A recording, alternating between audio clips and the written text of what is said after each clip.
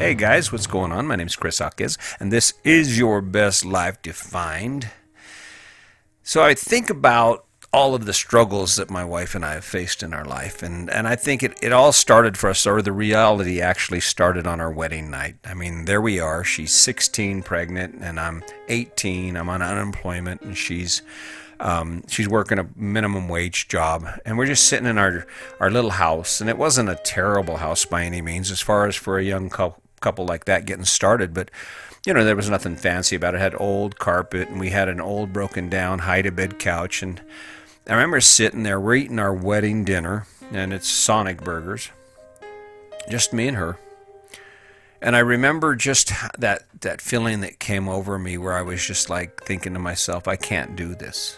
I can't. How can I do this? I'm 18 years old. I'm uneducated. I don't have a job, and I'm not sure that that's exactly the thoughts that went through my mind, but that's pretty much how it was. I mean, we just couldn't believe it. And the early years that followed was all about hard work. I don't know. I guess I learned early that hard work is the answer to most everything. We wake up in the morning and we get these ideas in our head, and it's only by taking action and driving forward on some goal, even if the goal isn't exactly the one we should be pursuing. I remember we had been renting a house, and this was our second rental, and of course the rent was going up, and we weren't making any money. I think at the time I was making like $9 or $10 an hour, and I was driving 150 miles a day.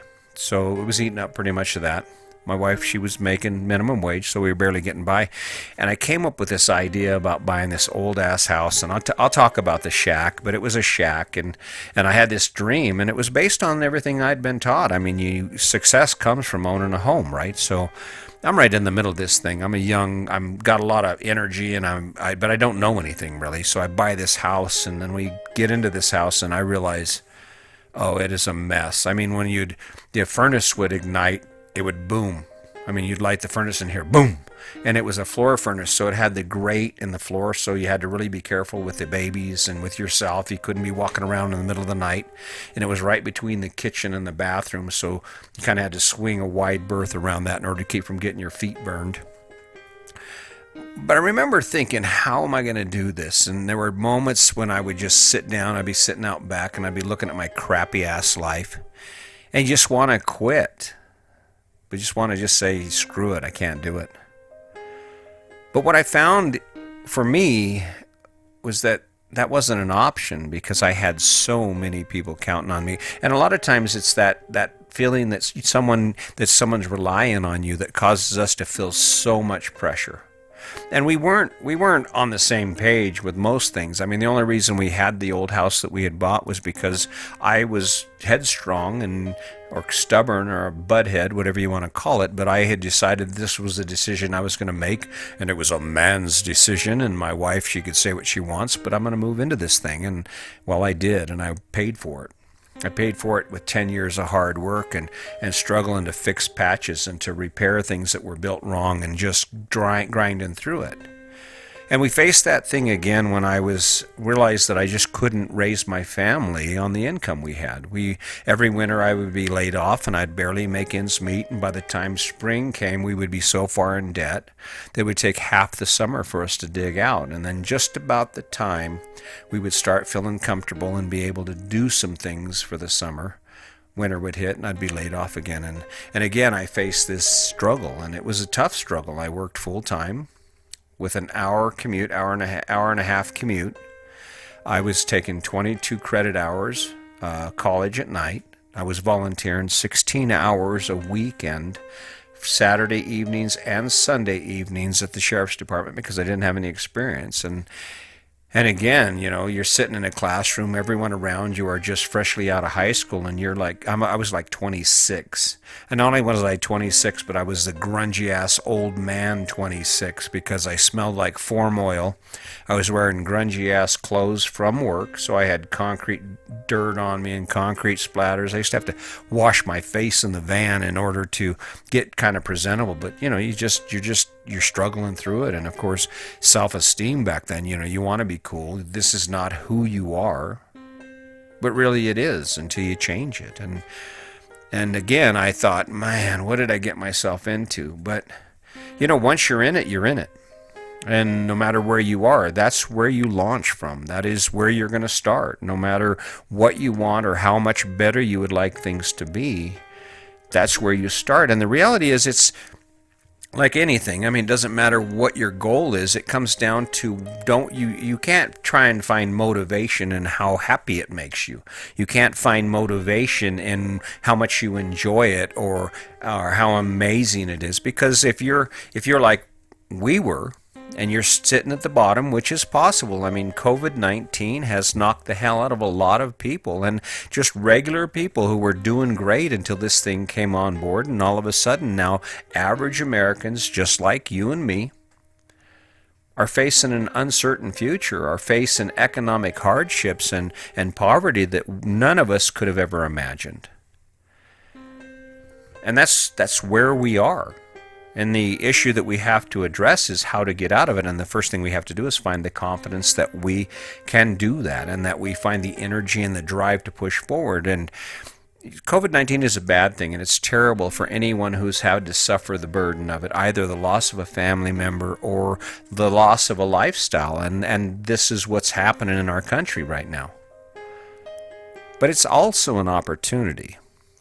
You see, when Sandy and I decided to step away from the life we were living to travel full time, it was motivated by a lot of things, but one of the things it was motivated by was the house and the life we were living before didn't afford us the opportunity to access the life we dreamed of living. It just didn't give us that opportunity. We had the house, we had yard work, we had all this stuff to take care of, we had all this debt. And when you think about your struggle, the struggle you might be facing, or the uncertainty of your future, finding the ability to get through it, finding the strength to struggle through it, is about defining it. See, if you sit and you just allow life to hand you things and you deal with things as they come, you aren't defining your future. Life is. Life is defining how you live and where you go. And this is this point where you are strong enough to step up and to face your fears and to go out there and do something different. I can tell you, and thankfully, my wife and I are not struggling. We are in a financial position to where COVID-19 pretty much passed us by, other than the inconvenience of not being able to travel. But that was because of years of hard work, years of grinding through it, and, years of saying, you know what, I am strong enough to do this. I mentioned in the podcast earlier on about the day I nearly died. It was a prison story. And I remember I told the story, and it's fine. But what I didn't tell you was that the days that followed that riot where I nearly died, I'm sitting in the chair, and it's kind of post-traumatic stress for me. So, and I like to think of myself as a tough guy. I'm a tough guy. But I'm sitting in the chair, and the thought of going back to work, I mean, it's just, I'm crying. I'm crying about it. And I honestly didn't believe I was ever going to be able to come back. I didn't think I would ever be able to come back from that. And with a conversation with my wife, and I looked at my life, and I looked at my family and my kids, and I found the strength to do it, because who was going to do it? Who was going to step up and be that person that sacrifices and says, you know what, I will not be beaten. As my wife said, are you going to let inmates beat you, rob you of your career? And she was right. And that same thing holds true for you. If you're facing immense struggles or even modest struggles right now because of anything in your life, whether it's COVID-19 or it's previous choices or it's addiction, it isn't an issue of whether you are strong enough, because you are strong enough to overcome it. You are strong enough to find the energy and the drive to push through it. And it just takes action, and it takes you finding that right motivator, that right thing that is going to inspire you to do what you need to do. And not only that, but it is an opportunity. And I mean, when you think about it, that's motivation itself. I mean, so you're sitting back on your heels, and most of what you had is gone or possibly gone, and you're barely getting by. Maybe that's the motivation you need to find it within yourself to say, you know what, I'm not doing it this way again. I have nothing, so I have nothing to lose. So you push forward, and instead of taking that same path or going right into that same life that you were living, why not go ahead and define it based on who you are and what actually creates your best life? I mean, for me, poverty created the dynamic that I had to go to school. I had to do something to change my career and to change my path. And all those times, from the time I was, even before I was married, but up till the time I was married and I made those decisions, and even now, I mean, it's always been about finding the confidence to feel strong enough, to find the strength within yourself just to say, screw this, I'm going to get this shit done. No one else is going to do it. It's on me. And the other thing is you look at struggle, you can look at it as a struggle or you can look at it as a challenge. My challenge was to be smarter. Even now, my challenge is to be better at the things I do. My challenge is to wake up every day and know that no matter what I face and no matter any of the hurdles that I'm facing, I'm going to overcome them because I'm strong enough to do that. You will do it. You will do it by defining it and by accepting it. And it goes along with that inner dialogue. I laughed because I'm outside last night with my grandsons, and they had went in, and I'm tending to the fire. We had a fire out, and we cooked marshmallows and had s'mores, and it was pretty cool. But the kids went in about 8 o'clock, and I'm kind of hanging out there. I'm ahead of my game on a lot of the things I love to do, so including these podcasts. So I actually had some time to sit out there and reflect. And Sandy, she can hear me through the window, and she hollers at me, "Who are you having a conversation with?" And I'm laughing because I'm having a conversation with myself. And what's cool about it is, it was really difficult for me to have this conversation with you. It's really hard for me to just to sit here and talk to you as a friend, as a visitor, someone that I would just walk on the street. And it's because it's artificial. I mean, I'm looking at a camera and I'm talking to a microphone. There was a time early on when I started these podcasts, I did not think I could do it. I was going to give up. I wanted to give up. But there was a burden there because I had already invested in the software and I had bought the microphone. And now that the bigger issue is I have failed at a lot of things. There have been a lot of things in my life that I did not complete. And this is not going to be one of those. And what I did was I found the strength to continue. And this is a minor issue for me. If this podcast goes or it doesn't matter. But the same thing is true for any of the other struggles of going back to work after nearly dying in a riot, of going back to school and grinding out a year and a half of just an endless cycle of work with no relief. My weekends and my days were taken up. If I wasn't in school, I was working, and if I wasn't working, I was volunteering at the sheriff's department, and that was just my life. But when you look at inner strength, it's about the inner dialogue. It's about the story you tell yourself, because we can be anything we want to become, but it has to begin in the mind. What kind of conversations are you having with yourself? I do my best not to have those negative conversations, and one of my issues, one of my hurdles is self-esteem and acceptance and a few other things, because I really work hard at everything I do, and when I don't get acceptance from it, it kind of crushes me. That's part of the reason that I've kind of changed the dialogue about the impact of social media has on my goals. And by reducing that and by talking to myself about it and that it doesn't matter, guess what? It doesn't matter anymore. See, finding your inner strength isn't about suppressing your fear or suppressing the unknown and the fact that you don't believe you can do it. It's about doing it anyway. It's about talking yourself into it until you believe it. Now, that's not to say you're a blatant liar. Well, I'm going to quit drinking, but I still drink. Yeah, we all have setbacks. But you are strong enough. There is nothing that you will face in your life that you don't have the inner strength to capture, to overcome, to conquer. The question is, do you have the ability to generate that type of inner strength? And that comes down to self-image and self-talk and the dialogue that you put up in front of yourself and the stories you tell other people.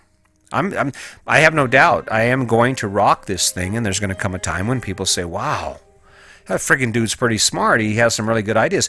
No, I'm not smart. I just spent a lot of time thinking about it. I've spent a lot of time talking to myself about the kind of life I want to live. And when I see something that's standing in my way and I don't want to do it and I hate to do it, I just have found ways to push through it and to be strong enough to overcome it. And this is one of those things. And it just continues for me. What are you facing that you need to find the strength to overcome? Is it addiction? Is it your relationship? Is it the impact COVID-19 has had on your life, your financial burden?